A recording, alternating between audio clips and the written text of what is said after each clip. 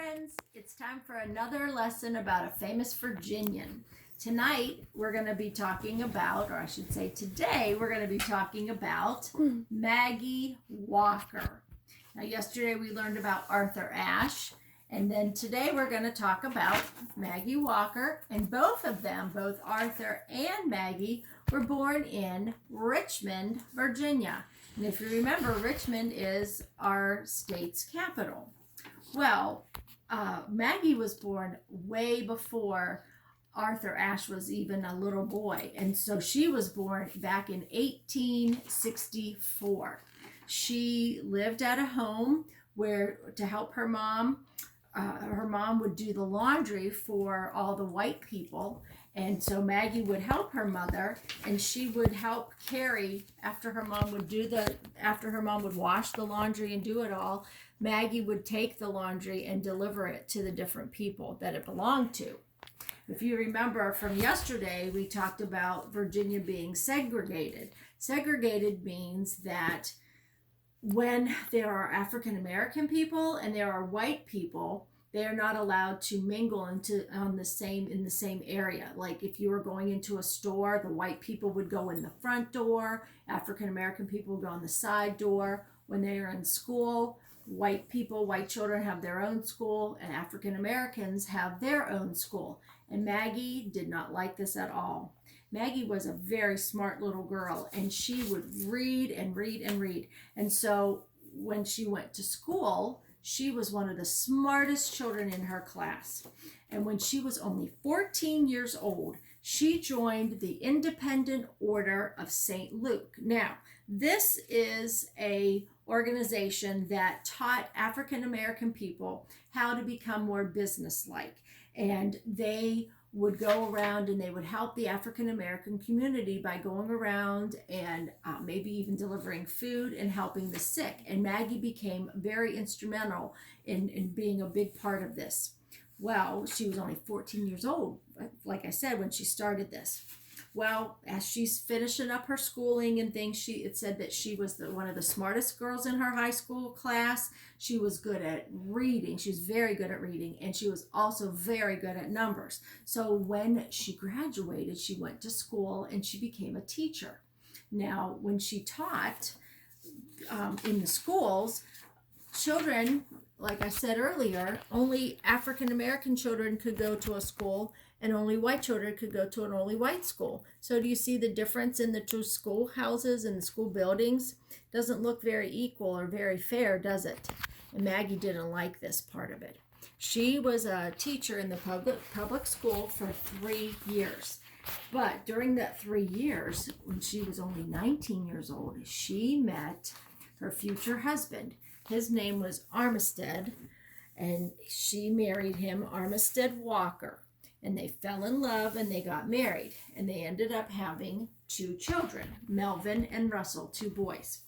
Well, back in the day, when you were a married teacher, you're not allowed to, if you get married, you're not allowed to be a school teacher. So lucky for Maggie, she was a very smart young woman. And so she kept up with her numbers and she kept learning and doing things. And she went back to work for the Independent Order of St. Luke. And she started learning more and more about the businesses and things. And then she's realizing that these poor African American people, after they're working, they don't have any place to put their money. So she decided to start, this is going to be crazy, this kind of was unheard of back in the day, but she started her own bank.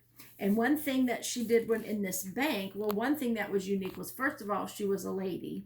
Second of all, she became the president of the bank, and because she was African American, and they were so excited about it. And one thing that they always talked about was how Maggie still loved children. And when she still loved children, I wanted to show you this little picture. When she was in the bank, she always would tell the children to save their pennies, because she knew how important it was for African American people to have money. And so she actually would give them little boxes to put their pennies in. Well, she started this bank, and then she actually started the St. Luke Herald newspaper because the bank was getting larger, the Order of St. Luke was getting larger, so she starts a newspaper. So this woman was a teacher. Then she became the leader of the bank, the president of the bank. She started this bank. She's still in the Order of St. Luke. Then she starts her newspaper because she wanted everybody to find out what was happening and all of the good things that were going on in her community. Well, along with caring for her family, she is becoming one of the best known business ladies in Richmond, Virginia. And and her bank becomes one of the biggest ones in the area. Well, something else that Maggie does is, as she is spending her time doing this and raising her boys, she actually starts looking around and she sees some of these other children and things on the streets, and she starts to feel bad for them. And so she decides that she is going to start a home for African American girls. So it says in 1912, there's Maggie, and she started a home to help to show and educate young African American girls how to become young business ladies and how to be better off in the society and how to stay healthy. And so she wanted all of the African American people to find jobs. Well, in order to do that, they needed a department store.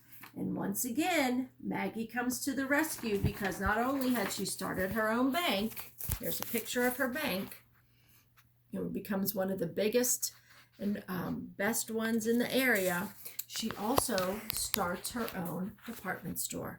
Because back in the day, I started to tell you that only African American people could go on the side doors, not in the front doors. And Maggie didn't think that was very fair. So when she opened up her department store, she allowed her African American patrons to come in the front door. And something else that African American people weren't allowed to do was try on clothes. If they wanted to buy a dress or a shirt, they just had to guess at what size they were and just take it home and hope that it fit. But Maggie, when she started her department store, they were able to go in and try on as many clothes as they wanted to. So that was a very positive thing. Now, it's also known that in 1934, she was given a very, very special honor. It says that in the month of October, they set aside that month as the Maggie Walker month in the state of Virginia. And small statues, and here's a picture of it, a small statue was put in all of the schools and all of the businesses.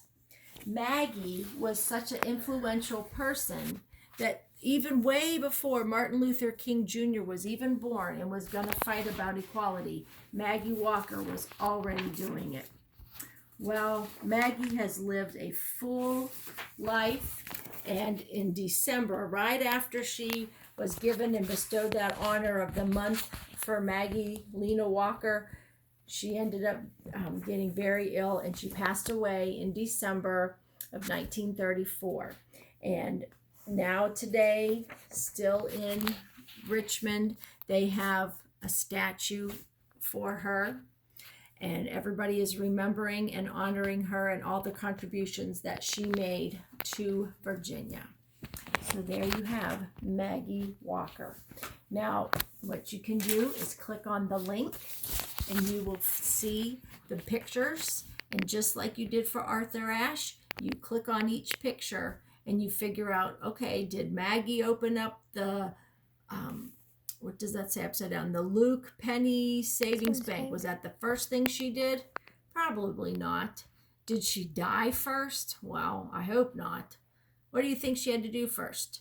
She had to be born. So you would put the number 1 where the little baby is. And then you find 2, 3, and 4 in the next order. Okay?